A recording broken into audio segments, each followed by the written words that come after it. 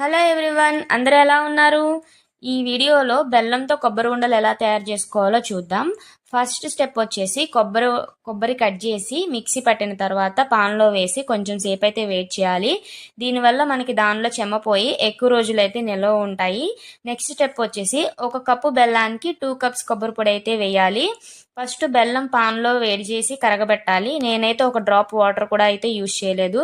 బెల్లం కరిగిన తర్వాత కొబ్బరి పొడి వేసి తిప్పాలి. సిమ్లోనే పెట్టి తిప్పుతూ ఉండాలి, లేకపోతే మాడిపోతుంది. ఇది కొంచెం ఎక్కువసేపే ప్రాసెస్ ఉంటుంది. ఎంతవరకు తిప్పాల్సి ఉంటుందంటే బెల్లం అనేది చేతికి అంటకుండా ఈ కొబ్బరి మొత్తం ఉండలాగా ఫామ్ అవ్వాలి. అప్పుడు మనకి కొబ్బరి ఉండ రెడీ అయినట్టు. ఇది కొన్ని ఏరియాల్లో లౌజ్ ఉండ అని కూడా పిలుస్తారు. If you like it, like and share and thanks for watching.